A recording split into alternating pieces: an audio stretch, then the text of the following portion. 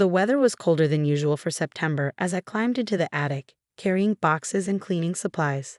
After 15 years of marriage, Brian told me he wanted a divorce. Now I was determined to sort through our things before he could twist the story in his favor. My name is Martha Walker, and until 3 days ago, I thought I knew my husband. We met in college. He was the popular business student, and I was the quiet computer science major. Somehow, he noticed me, at least. That's how he always told it.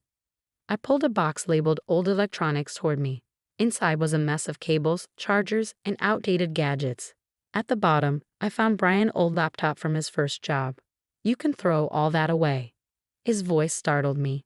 He stood at the attic stairs, watching me with a cold expression. None of it works anymore, he added. I held the laptop tighter. I'll check it myself, thanks. He shrugged, the same dismissive gesture he'd been using a lot lately. Suit yourself, just be done by the weekend. I want this over with. Of course he did. He was already spreading his version of our breakup, claiming I had grown distant, failed to support his career, changed. People were taking his side without question. Once he left, I examined the laptop. It was old, probably dead, but something told me to try. I plugged it in and pressed the power button. Nothing. I was about to give up when I remembered something from my college hardware classes. Sometimes, even if a laptop won't turn on, you can still access its hard drive. I carefully removed the drive and connected it to my external reader. At first, nothing happened. Then, my screen lit up with folders. Most were empty or damaged, but one stood out, BAYKey 208. Inside was a single video file, deleted, but not fully erased. My hands shook as I recovered it. It took an hour, but then it played. The date was October 15, 2008, 2 months after Brian started working at Palmer Financial. The video was blurry, but the audio was clear. Just sign here, Mr. Reynolds, Brian's voice said. Everything's taken care of. An elderly man looked uncertain. But my daughter said, she doesn't understand finance like I do, Brian interrupted. Trust me, this is the best option for your retirement. Just sign here. And here. I felt sick.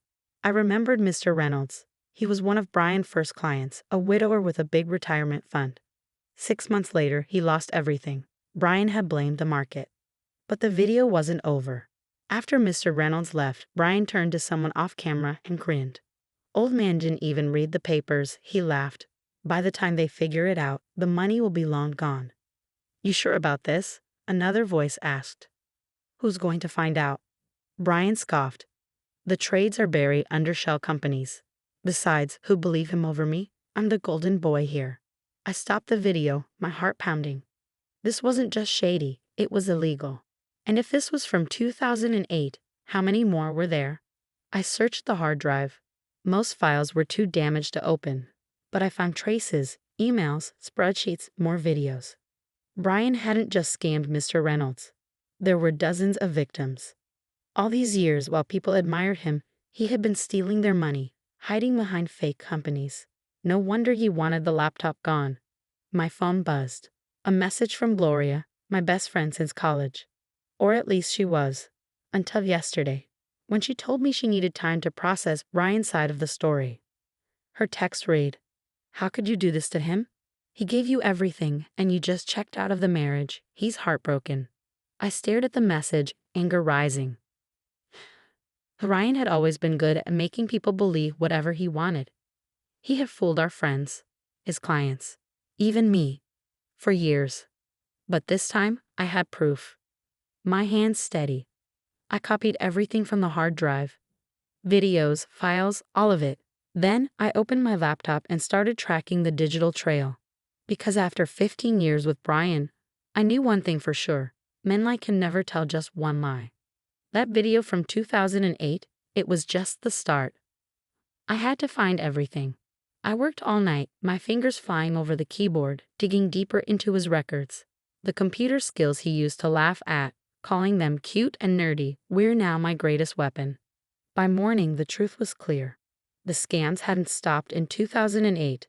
They had only grown bigger. Brian had built his entire career on fraud, using each success to reach even wealthier clients. He had covered his tracks well. But in the digital world, nothing is ever truly erased. I was cross-checking bank records when I heard footsteps on the attic stairs. Still at it. Brian leaned against the doorframe, watching me. You know, Martha, this would be easier if you just accept it's over. Sign the papers, take the settlement, and we can both move on. I looked up at him, really seeing him for the first time. The charming smile. The confident stance.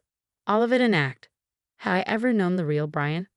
I need more time, I said carefully, to process everything. His smile faded slightly.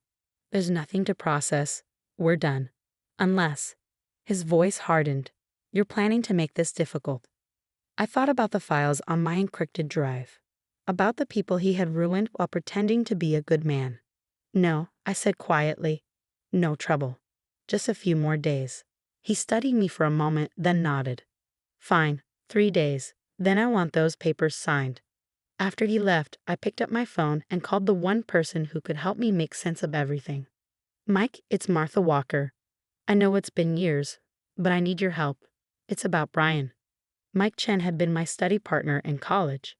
Now he worked as a forensic accountant specializing in financial fraud. If anyone could uncover the full extent of Brian's crimes, it was him. Send me what you have, he said after I explained. And Martha, be careful. Men like Brian, when they realize they're about to lose everything, they can be dangerous. I watched through the attic window as Brian drove off in his expensive car, paid for with money stolen from people who trusted him. I know, I said, but he's not the only one who can play the long game. I had 3 days before he expected those divorce papers signed. 3 days to unravel 15 years of lies. Game on, Brian. The next morning, I sat in Mike's downtown office, watching his reaction as he reviewed my findings. The sun was barely up, but I hadn't slept. Every hour uncovered something new, more lies, more stolen money. Mike shook his head, scrolling through the files. Martha, do you realize what you found? The video was just the beginning. These transactions, the way he moved money, it wasn't just fraud. It was millions in fraud. I gripped my coffee cup. I know. And that's only what I've found so far. There has to be more. There is. Mike turned his screen toward me. Look at these patterns. The money doesn't just vanish, it moves through fake companies, then ends up in offshore accounts. Very sophisticated. Very illegal. Can we trace it? He nodded. With time, yes. But Martha? He hesitated, his face serious. This isn't just about your divorce anymore. This is major financial crime. People have lost everything. I know, I said quietly. That's why I came to you. What do we do next? Mike leaned back, thinking. First, we protect everything you found. I'll bring in experts who handle cases like this. But most importantly, Brian can't know you found any of this. I thought about Brian's cold stare in the attic. He won't, I said. I've gotten good at playing my part. For the next 48 hours, I lived a double life. By day, I was the quiet ex-wife, sorting through belongings, ignoring Brian's distant stares. By night, I worked with Mike and his team, untangling Brian's web of lies. The truth was worse than I imagined. Over 15 years, Brian had stolen more than $12 million, always from those least able to fight back. Elderly retirees, widowed spouses, people who trusted his charm and spotless reputation. He's good, one of Mike's colleagues admitted. The way he hides it, mixing fake investments with real ones, it's nearly impossible to track. If you hadn't found that video, no one would have caught him. But I had found it. And now there was no turning back.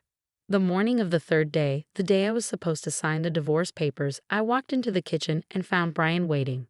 A stack of documents sat in front of him. Time's up, he said smoothly, sliding the papers toward me. Let's get this done. I sat across from him, studying his face. The man I thought I knew. The man who once brought me coffee during late-night study sessions. The man who swore he'd love me forever. Before I sign, I said slowly, I want to talk about the settlement. Brian narrowed his eyes. We've already discussed this. The prenup is clear. You get the house and monthly payments. That's more than fair, considering. Considering what? Considering you did nothing to help me succeed, he said, his usual charm slipping away. I built everything, Martha, my career, my reputation. Your lies. The word escaped before I could stop it. Brian froze. What did you just say? I took a deep breath. Stay calm. Don't let him know what you've done. Nothing, I said quickly, just thinking about how things turned out. He watched me for a moment, then nodded. Sign the papers, Martha.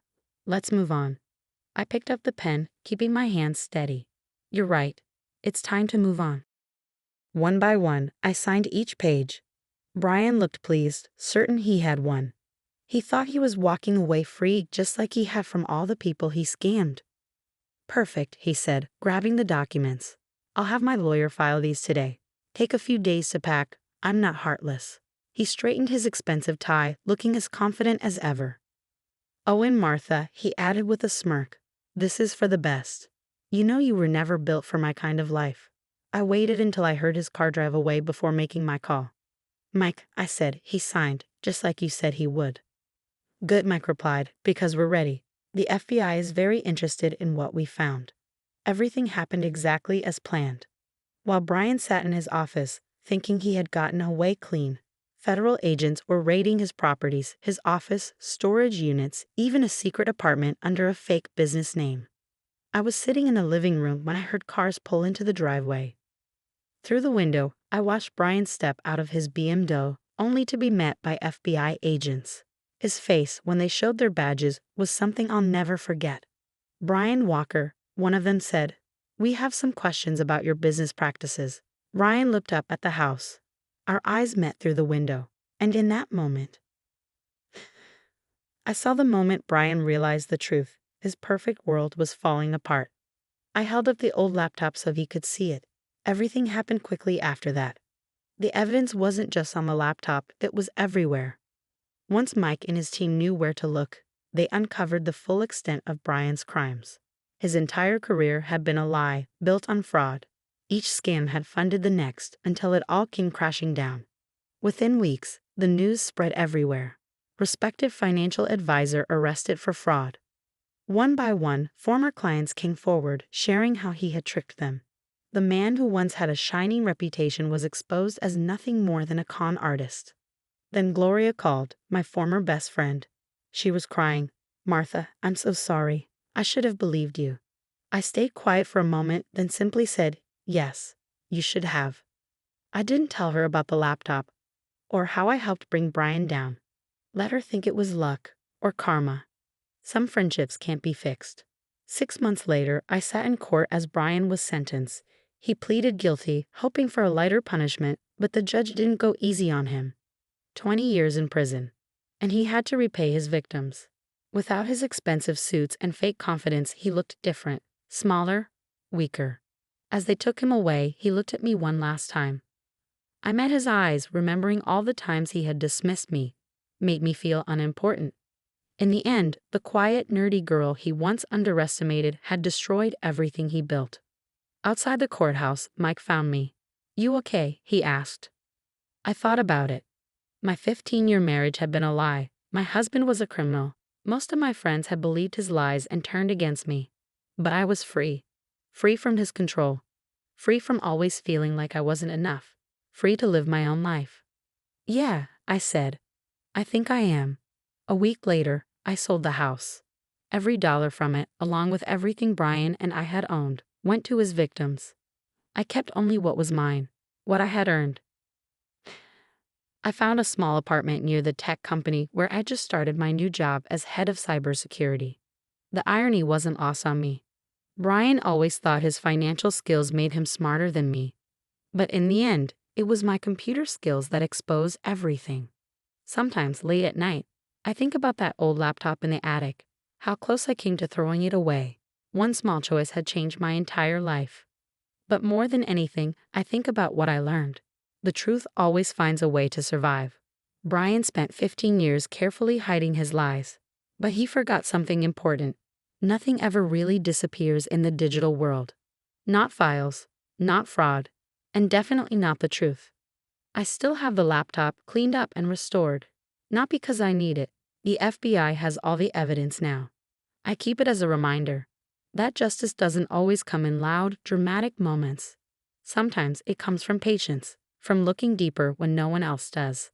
Brian underestimated me. He thought I was just his quiet, obedient wife, someone who would never question him.